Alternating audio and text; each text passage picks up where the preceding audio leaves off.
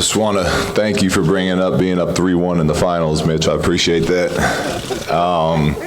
But seriously, thank you guys for coming.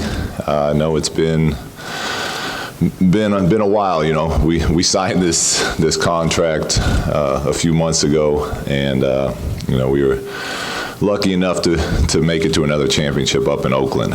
So thank you for being patient and understanding I had a job to finish up there. But now that job's done, I am absolutely thrilled to be able to come back down here and have my dream job, which is to coach the LA Lakers, a team I played for, a team I won championships with, a team that drafted me.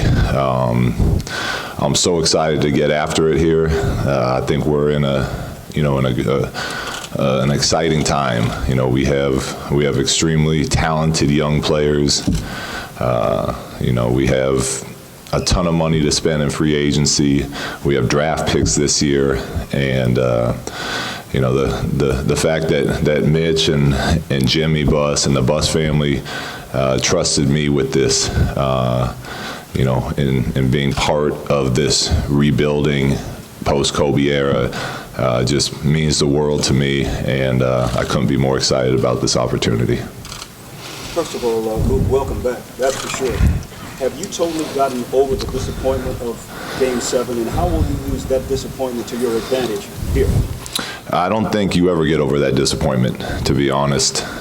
Still haven't got over the disappointment of losing to Detroit my rookie year, to losing to the Celtics when they were pouring Gatorade with, you know, 5 minutes left in the game still when they were up 30 in Boston. You don't get over those things, but they do motivate you, and they do make you appreciate, you know, winning championships and what it feels like to be on the other side of that. So I don't think that I'll get over that in this lifetime, but I look forward to trying to get back on the other side of that down here. When you look at this roster and evaluate what you have to work with, what excites you most about taking the job #1 and also what you have in Los Angeles? Everything excites me. We have young, talented players. We have draft picks. We have $60, $70 million in free agency. We have one of the greatest fan bases of all time. It's an organization that free agents want to play for. You know, as far as being a young coach and being able to help rebuild an organization and a team that I love and that I grew up with, it's all exciting to me. Yeah, Luke, but the last two losing seasons, there's something about the culture on the court that needs to change, and how are you going to affect that change? I don't, you know, I can't speak of what it's like here. You know, you never know when you just watch games on TV. You know, what I can affect is what's going to happen next year and the year after that, and we're going to put, you know, our stamp on the culture that we want, and it's going to be joy. It's going to our players are going to like coming into practice every day. We're going to play a brand of basketball that you know, the LA fans will appreciate. We're going to compete. All these things going forward with my vision of how we're going to do things is what I can control. I don't know how that'll be different from the previous 2 years because I wasn't in here for those years. But yes, there's going to be an emphasis on the culture going forward, and that's, you know, and that's going to be up to us and the staff that we bring in to hold the guys accountable and make them want to be a part of that. When Steve Kerr took the job up in Golden State, he's been thinking about how he wanted to be as a head coach for a long time. How long have you been thinking about what you wanted to do when you got your own team? Since the playing days have ended, I mean, I think even without realizing it, when you play, you kind of develop the type of person you are and the coach you would be by what you believe in and what you see. And You know, a lot of that comes from previous coaches, you know, Phil Jackson, Luke Walton, even back to my high school coach, Jim Tomey. These are guys that would influence all that. And then from the player's perspective, you see what works and how coaches talk to certain players, and you kind of observe that and you take that in. Being able to coach under Steve Kerr for the last 2 years is, looking back on it now, I would have paid a salary to coach under Steve and learn under Steve and be able to, you know, to steal those ideas that he used up in Oakland. And I'm putting all those into who I am as a coach now. So, you know, obviously when I took that assistant job, you start paying attention to everything. You write things down. You see how, you know, this works and that works, and if I talk to this player and what needs to be done and what doesn't work, and when there's slippage, and you see all this stuff and you start forming who you are. But yes, the last 2 years have been a huge influence in that. What are some of the main elements you want to take from Steve Kerr, Coach Phil, and Coach Smith? What are the main elements from them that you want to focus on? There's a ton of them, but one, we have to compete. We have to love to compete. We have to love to win. But by doing that, you have to love the process. You have to love the details of the game. You have to hold players accountable. They have to want to hold themselves accountable. To me, you succeed as a team when you can give as a coaching staff, when you can give your players more and more freedom.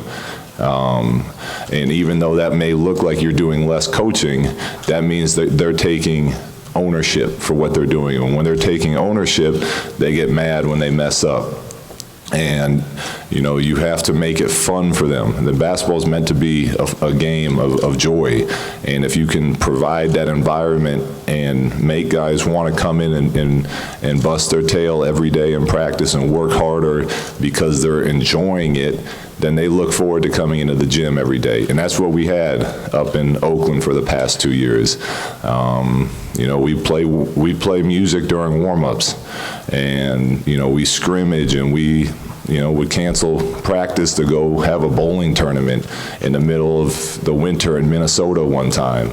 So there's little things like this that we can do to keep things fresh and keep the guys constantly entertained, because all of you guys know what it's like in the NBA schedule. It's long, it's grueling. Guys get tired of seeing each other every single day. So as a staff, it's our job to find different ways to keep that fresh and keep them wanting to come in and work hard. And Luke, I know you've been primarily focused on helping the Warriors these last couple weeks, but how have you thought about the draft, free agency, talking to Mitch and Jim, and kind of figuring out that next step right away? It's been hard because obviously I want to be down here doing all that stuff, but I couldn't. So when I had a day off, or if I was done with my responsibility for the Warriors that day, I would call Mitch and we would talk. You know, they've been sending me emails of workouts that they've had here and things like that, but in all honesty, I haven't had enough time or enough, you know, information to make these decisions. But the people that have, you know, Mitch, the Bus family, you know, all the other people involved in these decisions, they've been here busting their tail every day looking at all this stuff. So I'm very confident that they're going to be able to fill me in quickly and make good decisions. What were the special things about some of the individual coaches this year and about the skills and things you might have noticed? What are some of the impressive? Impressions of some of the Lakers you're going to be coaching this year just from the other side? Oh, well, they beat us this year. They're one of the few teams that knocked us off this year. And you could see that joy in them when they did it. They were running up and down and playing a fun brand of basketball. And you know, they each have their own unique you know, skill set. It's why you get here. It's why they were high draft picks. You can't make it this far on anything else. So, obviously when I can get on the court and see the day-to-day stuff, I'll get to know them even more. But everything I've seen about them, and when I've talked to them on the telephone, they seem like a great group of guys. And, from a coach's standpoint, that's exciting. Were you surprised to be offered the job and to sign on as a Lakers head coach as fast as you did?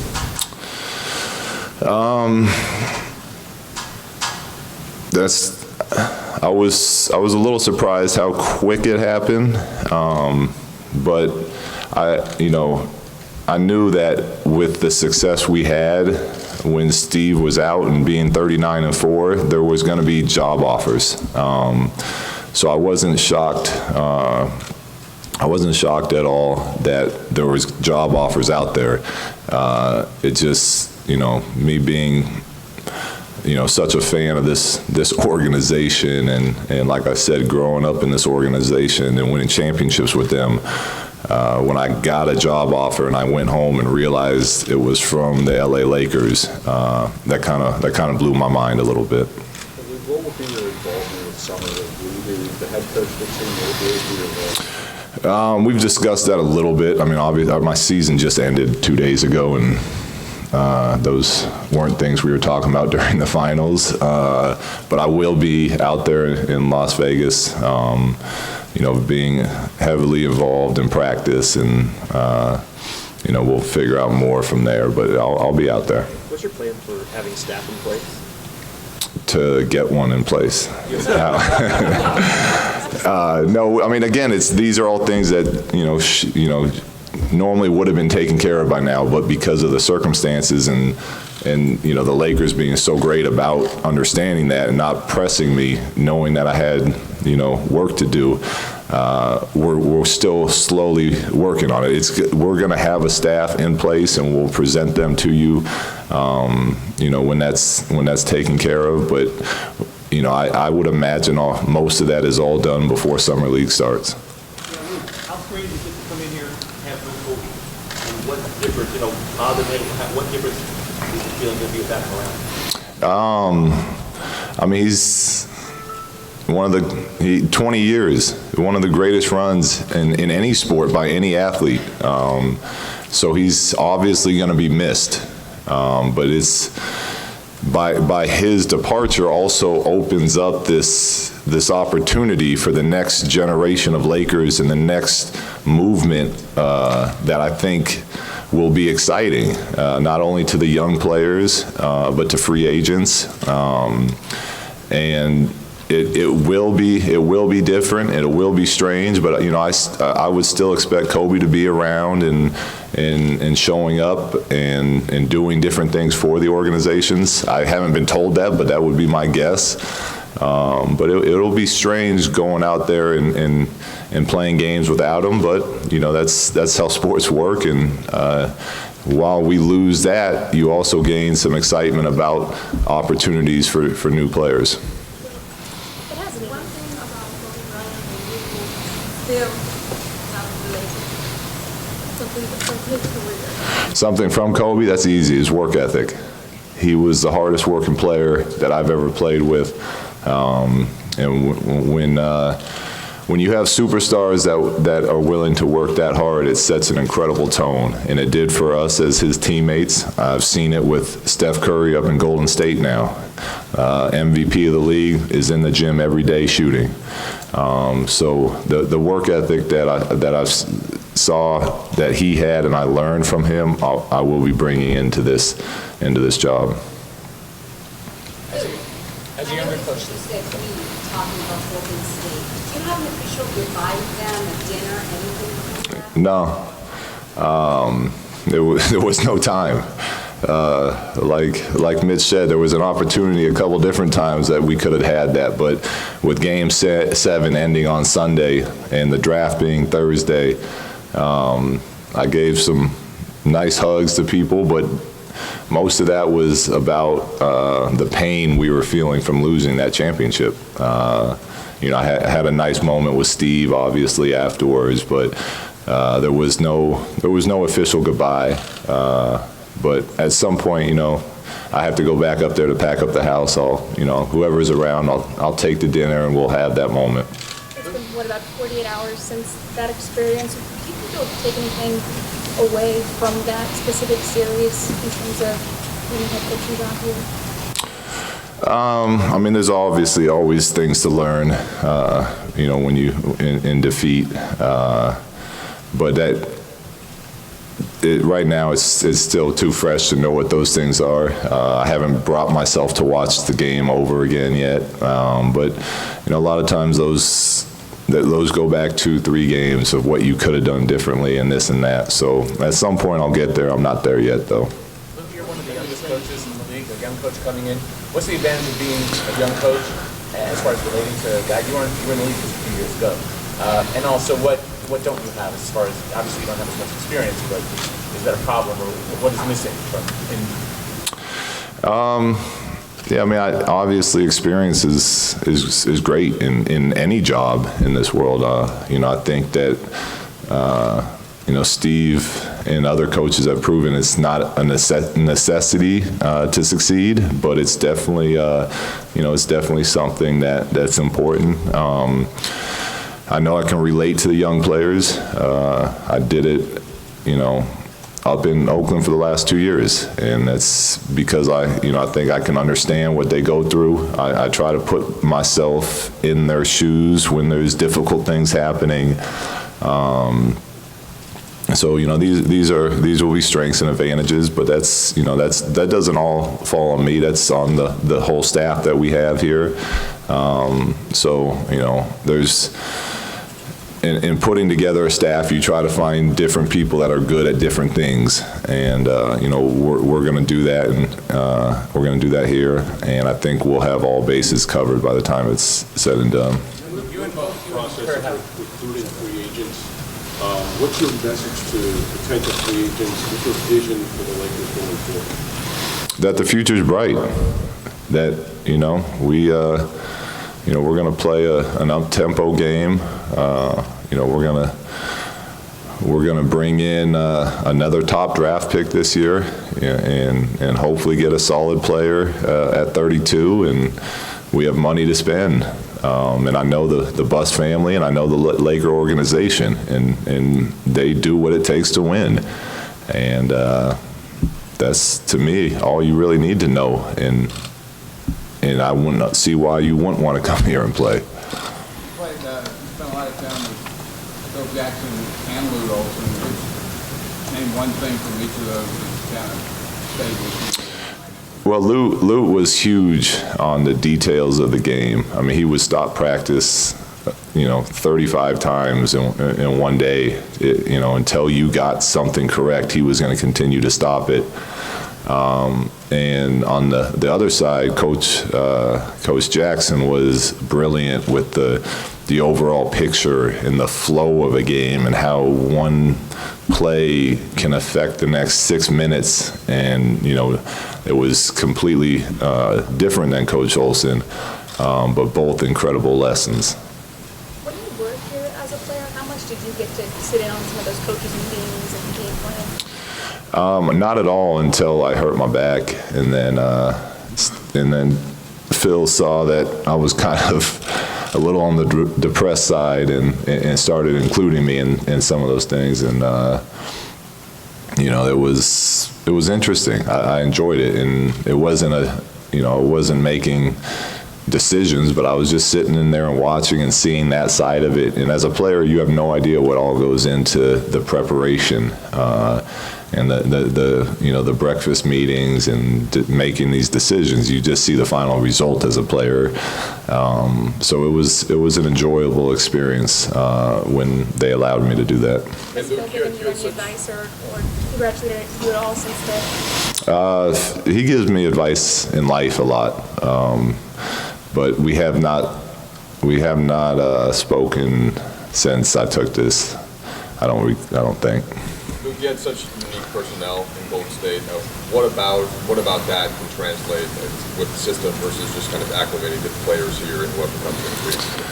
Well, I think it's a coach's job to build this system around what's best for the players you have. Obviously, you can have a culture where competing at a high level, no matter what, is what you do. You can somewhat control the idea that we're going to play a fast tempo, fast-paced style of game. Obviously, if you have 2 7-footers and you play them at the same time, that's not what you want to do, but that's not the case here. We have skilled guards that can score, pass, defend. We have a young big man who, averaged over 10 rebounds a game this year and is great at pushing the ball himself. And these are all things that allow us to do similar things to what we were doing up in Oakland. Obviously, you can't replace Steph and Clay shooting, but we have shooters. We're going to have shooters here. We have shooters here.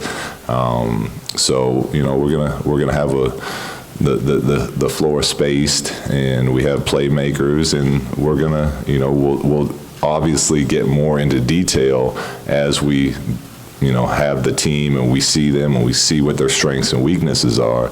But you get the foundation set, and then you kind of adjust it depending on the strengths and weaknesses of your personnel.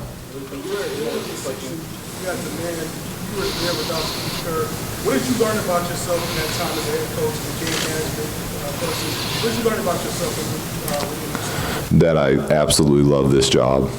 I mean, it's, besides playing, is the most fun I've had in doing anything else in my life. When you were in those coaching meetings after the injuries, were you already thinking at that time about possibly being a coach after you were playing here? That's kind of when it really started. Phil told me the story about how he got started with an injury, and his old coach had him kind of hang around, so it kind of triggered some thoughts in my head. But when you're playing and you're young, you don't really ever think about anything but playing. You think you're going to play forever. And that was kind of the first time it hit home that this thing is going to come to an end. Your father gave an interview which he said he didn't think you should take this job. What was your reaction to all that? And is Bill going to be a factor that's going to be around here? What is his role going to be? Yeah. It's fine. I love my father. You just, sometimes he has great advice and sometimes he doesn't.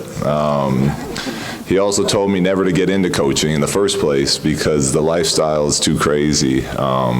And I love coaching, so I didn't listen to him on that. And obviously, I've had a successful start to this thing.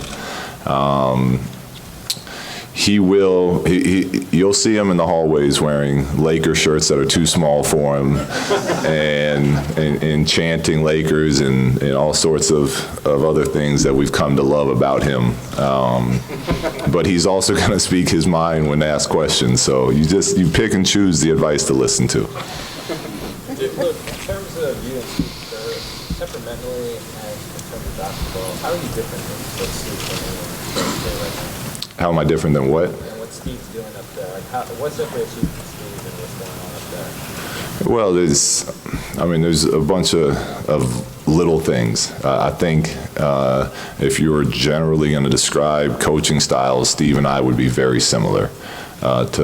Which is part of the reason he hired me. We had a phone conversation, and he asked me 3 questions, and he told me all 3 of his answers were the exact same to those questions, so he offered me the job over the phone. So we see the game very similar. Obviously, the way we interact with players is a little different. There's sometimes at timeouts I'll say, Steve, we should do this, and he'll be like, no, I want to do this. So there's these there's differences you can get into, but for the most part, I think we're cut from the same type of cloth. Did he teach you how to destroy a clipboard and No, that was impressive though, wasn't it? And it looked like he was yelling at me at that moment, but he's taken down 2 or 3 of those things. What What's your philosophy on how you want to incorporate analytics? How I want to Incorporate analytics. Well, to me, they're great for, supporting, different ideas. I believe in having a staff, give their opinions and building an idea or a game plan together, and then you can bring those analytics in to kind of support or prove something wrong. We used them in Golden State. I plan on using them down here. If they bring us numbers that show us something we haven't been thinking of, now all of a sudden we have a new topic to discuss, and maybe that changes our game plan going forward. So they'll be part of what we do. Luke, you mentioned Hawks thinking quite more quickly than you expected. When you walked into these meetings, were you thinking, okay, if I get offered this job, I'm going to take it, no questions asked, or have you been planning on winning other offers? I was planning on meeting with some other teams, but when your dream job comes and you feel like it's a fair deal and a fair offer, there's, you go home and you talk to your wife and you kind of see how the, you air out the pros and the cons, and when it came to the Lakers, it was a pretty short, simple conversation, and there was no need to interview any other jobs after that. You have a lot of work to do here, though, right? And I think that's why your dad said don't take the job, they're a long ways away. How long do you think it's going to take to get this team where you want it to? Yeah, I have no idea. I mean, there is work to be done, but that's, to me, exciting. That's why you do this. It's the timetable is, who knows? It's us coming to work every day. It's us working hard. It's watching improvement in the young guys. That's exciting. It's watching us get better as a team that I'm looking forward to doing. There's going to be free agents that sign. We don't know what free agents those are going to be yet, so that would affect that timeline. But we are going to get better. And in the process, if you focus on the process of getting better individually and as a team, and you don't worry about the wins, that's when the wins start happening, and that's when the wins start piling up, and that's when you make playoff runs. Because it's those little things that are the difference between winning and losing games, and it's those little things that when you win the entire thing make it so special, because it's hard work to do all that stuff. But that's where we're at, and that's where we're gonna take joy in our job. Couple more, please. Because that organization is very close, it's a very close-knit, especially on the floor. When the players and team found out that you were going to be the Lakers head coach, was there some light moments there where there was a little bit of needling going on? Yes, absolutely. I encourage it. I give a lot of needling. I deserve it back when it's my turn. But they were all very supportive. Everyone knows how this business is. And your team you have 1 year, from coaches to players, is never going to be the same. Whether it's the 15th guy on the team that changes, every year is unique. Every year takes on its own life, and you enjoy those moments. And obviously, mine was 2 years up there, and now it's moving on, and I've had nothing but support from the other staff members and from the players. Throughout this whole process. Luke, your official coaching record is 0-0. Is that strange to you? Is that fair? Life's not fair, but I think I've been on the good side of fair for most of my life. So I'm not going to complain about stuff like that. That's it. It's the decision that was made, but 0-0 still helped me get my dream job. So, I'm fine with the record being what it is, and sitting here in front of you guys today. So it worked out fine for. Luke, we know how much you loved living here. When you were a player, you have a young family of your own now.